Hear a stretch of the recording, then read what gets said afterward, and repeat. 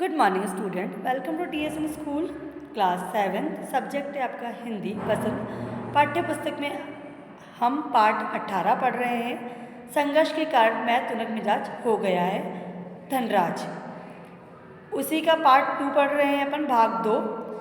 अपन भाग 1 जो 1 है उसमें अपन जो हॉकी के जो सुप्रसिद्ध खिलाड़ी धनराज पिल्ले, जब उन मतलब इस पार्ट में किसके बारे में बताया जा रहा है, जो हॉकी के प्रसिद्ध खिलाड़ी जो धनराज पिल्ले हैं से जो विनीता जो पांडे है जो इन्होंने ये लिखा है, उनकी जो भेंट होती है उनके जीवन के जो बारे में, खेल के बारे में जो बातचीत का विवरण दिया गया है। तो अपन उसके जो बताया गया है कि भाई उन्होंने जो बचपन के बारे में जो मुश्किलों से भरा जीवन था, किस तरह से उन्होंने हॉकी टीम में आए और उन्होंने उनके व्यक्तित्व के बारे में बताया गया है भाग 1 में अपन ने। फिर उन्होंने उनका जो विद्यार्थी जीवन कैसा रहा उसके बारे में बताया गया। और फिर विनीता जो पांडे हैं उन्होंने उनसे प्रश्न किया कि आप तुनक मिजाज कैसे हैं, इतने आक्रामक क्यों हैं। तो उसके बारे में भी उन्होंने बताया कि मैं किस तरह से क्या हूँ। तो उसके बारे में अपना अध्ययन कर चुके हैं। उसके आगे से आज अपन अध्ययन करेंगे। अब विनीता, आपके परिवार के लिए क्या अहमियत है, आपके परिवार की आपके लिए क्या अहमियत है, ये प्रश्न कर रही हैं। तो उसका वो आंसर देंगे। धनराज, सबसे अधिक प्रेरणा मुझे अपनी माँ से मिली है। उन्होंने हम सब भाई बहनों में अच्छे संस्कार डालने की कोशिश की है। मैं उनके सबसे नज़दीक हूँ। मतलब बता रहा है कि भाई मेरा जो परिवार है मेरे लिए क्या अहमियत रखता है। तो सबसे पहले बता रहे हैं किससे ज़्यादा कि उनकी जो माँ है उनसे उनको अधिक प्रेरणा मिली है। उन्होंने मेरे जो भाई बहन हैं अन्य, उनको बहुत अच्छे संस्कार डालने की कोशिश की है।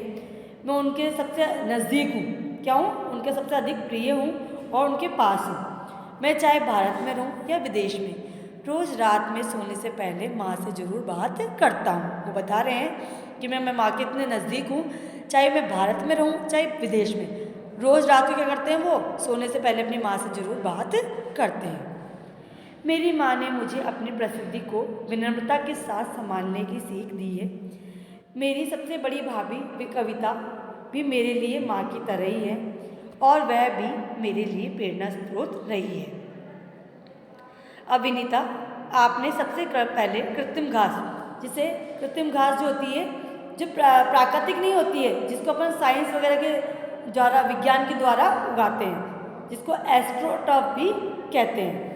तो पूछ रही कि आपने सबसे पहले कृत्रिम घास एस्ट्रोटर्फ पर हॉकी कब खेली। धनराज, मैंने सबसे पहले कृत्रिम घास तब देखी जब राष्ट्रीय खेल कौन से, नेशनल्स में भाग लेने 1988 में नई दिल्ली आया। कब देखी उसने सबसे पहले, 1988 को नई दिल्ली में, जब वो नेशनल खेलने आए। मुझे याद है कि किस तरह से सौम्या और जोकिम कवालो मुझे एक कोने में ले जाकर कृत्रिम घास पर खेलने के गुर बता रहे। पहले जो उन्होंने खेले थे वो ऐसी ही थी, प्राकृतिक घास पर खेली थी। अब वो जो सौम्या और जोकिम कवालो है, वो एक कोने में ले जाकर धनराज जी को, जो धनराज है, उनको कि किस तरह से कृत्रिम घास पर खेलते हैं उसके बारे में गुर सिखा रहे हैं, मतलब कि तरीका बता रहे हैं, नियम बता रहे हैं।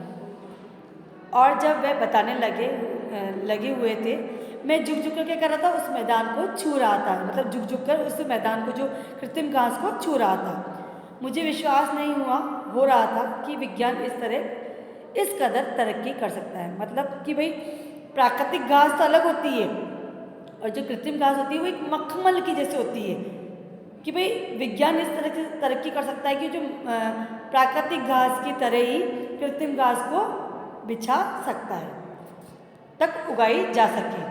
विनीता, हर युवक का सपना होता है कि उसके पास एक कार हो। आपके पास अपनी पहली कार कब आई। अब विनीता धनराज जी से पूछ रही है कि जो हर युवक का सपना होता है कि अब हमारे पास कुछ ना कुछ अपनी कोई कार हो, तो भाई आपकी कार कब आई, उसके बारे में पूछ रहे। धनराज, मेरी पहली कार एक सेकंड हैंड अरमाडा थी जो मुझे पहले के एम्प्लॉयर ने दी थी। तब तक मैं काफ़ी नामी खिलाड़ी बन चुका था, मगर ये कोई ज़रूरी नहीं है कि शोहरत पैसा साथ लेकर आए। मैं तब भी मुंबई की लोकल ट्रेनों और बसों में सफ़र करता था, क्योंकि टैक्सी में चढ़ने की हैसियत मुझ में नहीं थी।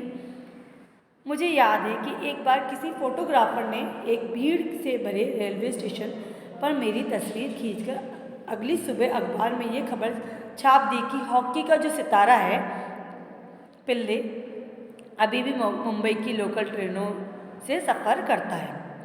उस दिन मैंने महसूस किया कि मैं एक मशहूर चेहरा बन चुका हूँ और मुझे लोकल ट्रेनों में सफ़र करने से बचना चाहिए।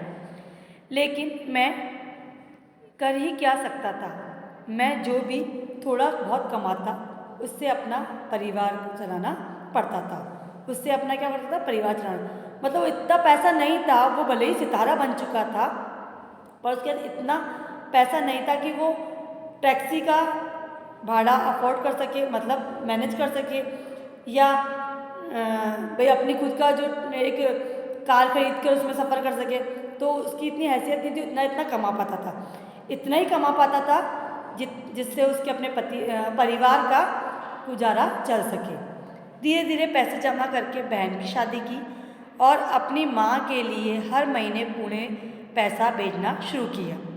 आज मेरे पास एक फोर्ड आइकॉन है जिसे मैंने सन 2000 में ख़रीदा था, मगर वह किसी कॉर्पोरेट हाउस का दिया हुआ तोहफा नहीं है, बल्कि मेरी मेहनत की गाड़ी कमाई से खरीदी हुई कार है। मतलब उसने जो दे देते ना, आपने देखा है कि कोई भी कॉर्पोरेट वाले जो हाउस होते हैं जो एडवर्टाइजमेंट करवाते हैं उनसे विज्ञापन वगैरह, तो उनको एक तोहफे में कार दे देते हैं। ऐसा नहीं है, उसने अपनी मेहनत से जो फोर्ड आइकॉन जो एक कंपनी का ब्रांड कंपनी है, उसकी कार उसने 2000 में खरीदी थी। सन 2000 में उसको अपनी मेहनत से खरीदी थी। विनीता, सफलता के आपके लिए क्या महत्व है? हॉकी को आपने इतना कुछ दिया, इसके बदले आपको क्या मिला? अब ये क्वेश्चन कर रही है धनराज जी से। कुछ रुपए इनाम में मिले थे, मगर आज खिलाड़ियों को जितना मिलता है उसके मुकाबले में पहले कुछ नहीं मिलता था। मतलब आज जितना मिलता है, आज 4 गुना जो खिलाड़ी है उनको इनाम के रूप में दिए जाते हैं। पर जो पहले थे, पहले को सिर्फ नाम दिया जाता था, पैसे इतने जो रुपए होते थे वो इतने इनाम के तौर पे नहीं मिलते थे। मेरी पहली जिम्मेदारी थी परिवार। मैं आर्थिक तंगी को दूर करना चाहता था और उन सबको एक बेहतर ज़िंदगी देना चाहता था। विदेश में जाकर खेलने से जो कमाई हुई उससे मैंने 1994 में पुणे के भाऊ पाटिल रोड पर 2 बेडरूम का एक छोटा सा फ्लैट खरीदा। घर छोटा जरूर है पर हम सबके लिए काफ़ी है। 1999 में महाराष्ट्र सरकार ने मुझे पवई में एक फ्लैट दिया। वह ऐसा घर है जिसे खरीदने की मेरी खुद की हैसियत कभी नहीं हो पाती। विनीता, सेलिब्रिटी के साथ एक ही मंच पर बैठना कैसा लगता है? धनराज, बहुत अच्छा। जब हम राष्ट्रपति से मिले तब ये महसूस हुआ कि हम कितने खास हैं। हॉकी ही जिसके चलते हर जगह प्रतिष्ठा मिली। मतलब आज हॉकी का जो जादूगर कहा जाता है, उससे हॉकी खेलने पर ही उनको ये प्रतिष्ठा मिली है कि एक खास जगह बनी है उनकी, क्योंकि उन्होंने खेला एक मन से है। हॉकी का जादूगर किसे कहा जाता है? धनराज पिल्ले को, क्योंकि वो हॉकी इस तरह से खेलते थे कि जो बॉल होती थी उसको स्टिक से ऐसे करते थे कि पता ही नहीं चलता था बॉल कहाँ गई, सीधी गोल में। इसलिए उनको हॉकी का जादूगर कहा जाता है। तो आज हमने 2 भागों में जो धनराज पिल्ले हैं उनकी कहानी के बारे में, मतलब उनके जीवन के बारे में पढ़ी है कि उनका जीवन किस तरह से रहा। उन्होंने मतलब जो खिलाड़ी है, खिलाड़ी जीवन कैसा रहा, उन्होंने किन किन कठिनाइयों का सामना करा, किस तरह से उन्होंने अपना विद्यार्थी जीवन बताया है, तो उसके बारे में अपन ने अध्ययन किया। धन्यवाद।